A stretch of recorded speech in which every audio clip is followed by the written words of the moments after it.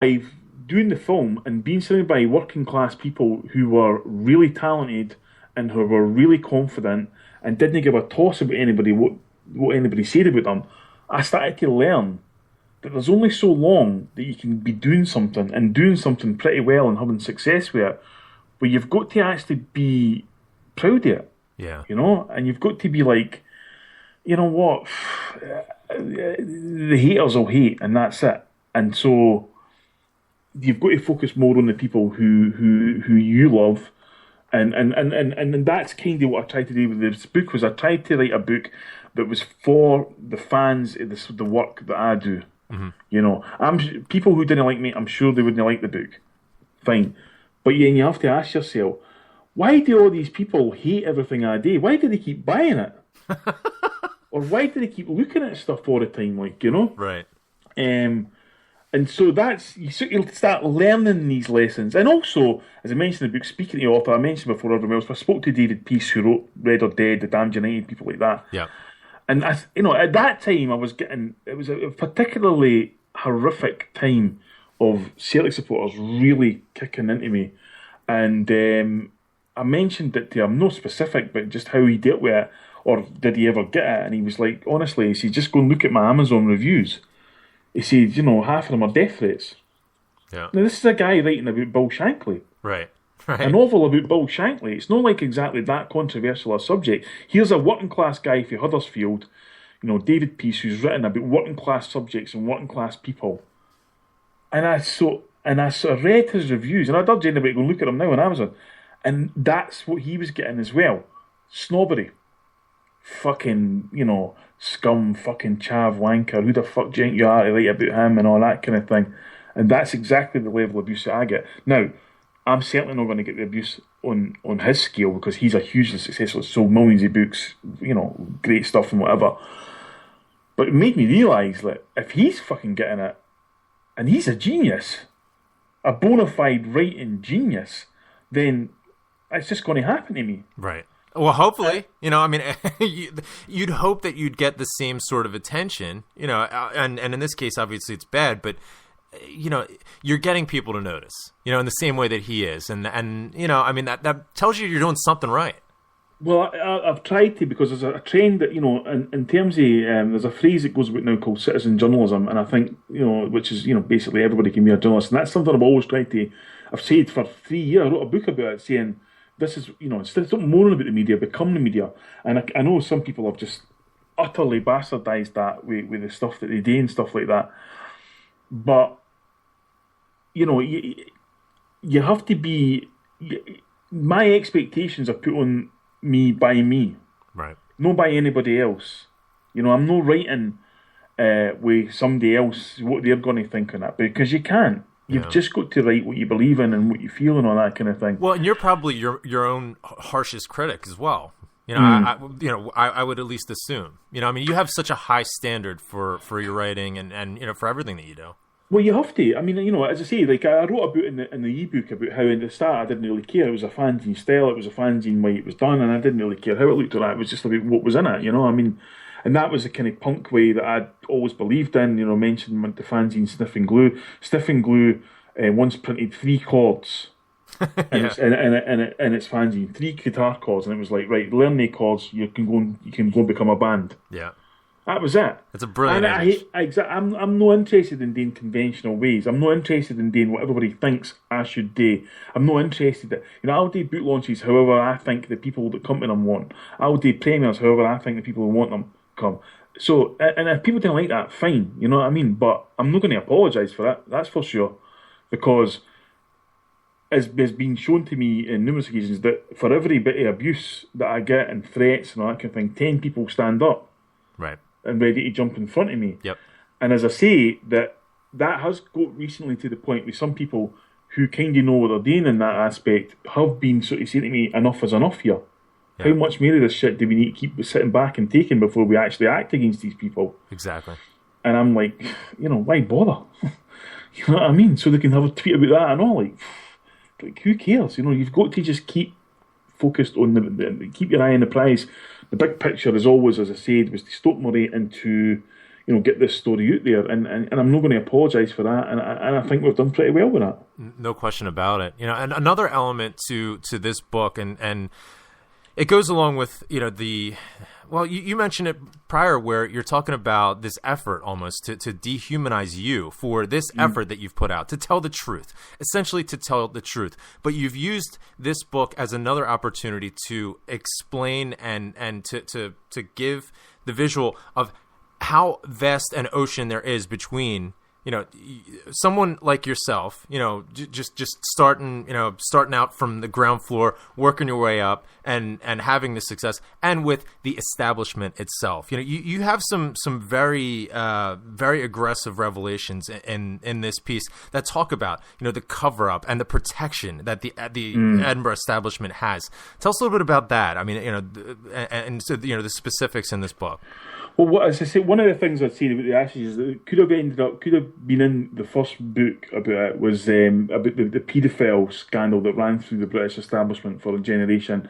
And at that point, it wasn't as widespread in terms of people's knowledge yet when the Ashes years came out, the book, as it is now. So therefore, there was no, it was just stuff that couldn't really be stood up to the point where they could put it in print and put your name to it.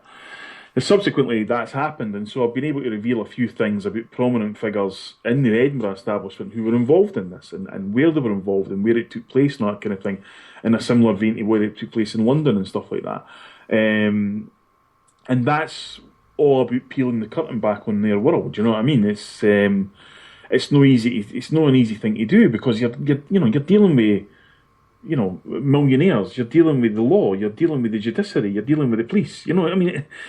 And it's hard to take them on some Raj Gaji from Euros. You know what I mean? Just being like, come ahead. You know what I mean? So it's something that I thought, right, the first opportunity I can put this stuff in there and people can judge for themselves. Yeah.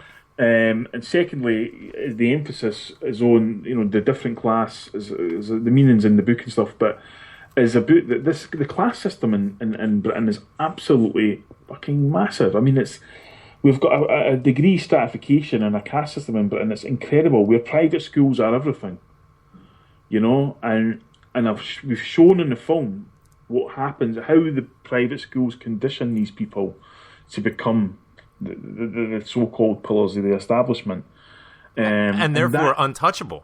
Yes, and that's the essence of the story. Yeah. That is the essence of why David Murray was allowed to run up £1 billion in debt and have bank support of £1 billion and all that kind of thing. So that's crucial to the whole thing. Right.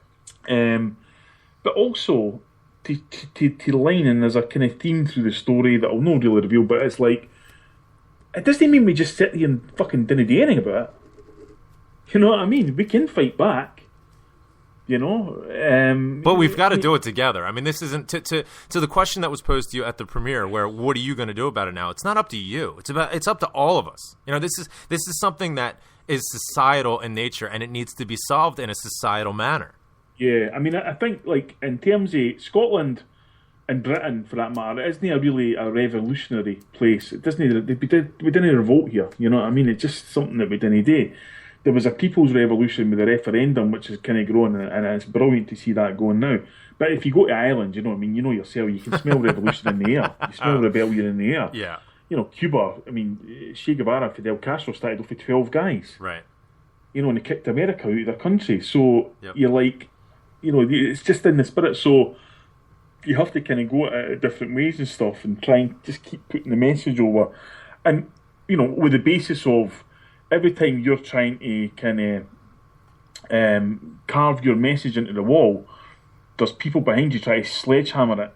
You know what I mean? And so you've just got to deal with that, and it can change your life, and some people won't understand it, and people will walk away from you because of it and whatever. But the work is what it's all about. I mean, it's something that. You talked about the recognition, and I get a lot of recognition, particularly at game. I mean, I said to somebody, if somebody came to a Celtic game with me, they would think I was a worldwide superstar because of the attention I get. But I didn't get that anywhere else. No, I mean, occasionally somebody, whatever, but it's not like I'm fucking, Kanye West. For fuck's sake, nowhere near or anything like that. Say hi to Kim for me. I'm no sort of just going doing stuff like this for name recognition. Yeah. Because name recognition will only get you so far. The subsequent shot has to stand up. The difficult second album has to, be something that people will say, all right, well, maybe, but hey, mate. And so that's something that I've always tried to focus on. And I've always tried to treat people the way they treat me. So, I might be sitting here giving it the big Gandhi speech with you've just got to go, man, you can't take the abuse. If somebody comes at me with abuse on Twitter, I'll fucking give them abuse back. Mm-hmm. You know what I mean? Yeah. If it's framed in a certain way, if it's some daft hun, then I'll probably just laugh at them or say thank you, brother, or something like that, which infuriates them even more. But or thank them for every time they abuse me. I sell 10 books. Great. So it's like and then tell your friends. Put a picture up of the pint I'm holding that they just paid for. Thanks. So when you go, keep doing it. But if somebody comes at me with a certain angle of where, quite a few people have come at me where they'll try and be smart and abuse me and think that I'll not get it. Mm. So I'll try and sort of be nice back. And then they'll say, no, I was actually abusing you. And I'll say, yeah, I got that. I understand it. I'm trying to give you a get out here. But, they want to just drive it in and say, no, I'm not wanting it. So, I deal with that every single day on a day-to-day basis. On an average day, and I counted it up for one day, and I didn't get quite made in the book, was I deal with about 150 different people every day in terms of inquiries and contact and questions and all that kind of thing. And it's hard to manage that. It's almost like spinning plates often, you know what I mean? Well, especially as you detailed before, where it's just you. Yeah, exactly, yeah. There's not a team of people dealing with this, so sometimes that can be hard, but if you keep on top of it, they're the same people who will then support you when you need them. Yeah. Yeah, and that's where that's one of the aspects of the rewards, that you get, when they come in. Another element that I thought was interesting, and I applaud you. There's so much of this piece that's courageous, and this is something that I have a lot of respect for, and I have a lot of empathy for. You detail exactly what the struggle was for you, trying to get the Astro skiers in the Celtic shop. And the roadblocks once again that were put up in front of you. Do you have any regrets about putting that into the ebook? Do you have any? And then furthermore, do you still feel the sense of disappointment in not getting getting one of your pieces into the Celtic store, or have you moved on from it? Tell us a little bit about that whole scenario. Well, first obviously I'm never going to play for Celtic, so if Celtic sold anything in mine, that'd be good. For me it'd be fantastic. No in a monetary sense, because you didn't really make any money, but just in terms of Celtic then, because I'm a Celtic supporter, why wouldn't I? Right. There was a question put to me, would I want it? And if so, could you put exactly what it's all about in the email to the person who will do it? Right. All right, cool. So I've done that, and of course I've detailed the emails in the book and stuff like that. So it's out for everybody else to judge. And the guy, put up the first roadblock he put in place was, well, we've already got our books for Christmas, and so there's no room. That was he's literally saying. He said, well, what do you mean online? There's no room online. What do you mean? There's no room in the shop. All right, fine. I was like, well, look, I'm not really. I said in an email, I said, I'm not doing this to make money, so I'm happy to wait till January. Well, we need to see if there's a market for it. I said, well, not being funny, but it's the top selling Celtic book of this year, so I think there is. And he was like, well, it would need to go to the PR department. And I'm like, all right, cool, so how do I do that? And he's like, no, I'm not sending it to the PR department. So what are you saying exactly? You're just not going to do it. Right, okay, I get it, fine, whatever. Now, the addendum to that is that I spoke to the PR department about 6 weeks ago. They had no knowledge of this. They weren't very happy they didn't have any knowledge of this. Yeah. The another person involved in retail was furious they had no knowledge of this, because he just looked at the book sales and just went cha-ching, and that's money they lost. Yeah, exactly. Do you know what I mean? So, and would continue to lose on the basis of one person's judgment call. The those same people asked me for a breakdown of the figures, and I was able to get for the publisher the book sales and on Kindle, and took them into Celtic, and the lassie almost fell off her seat.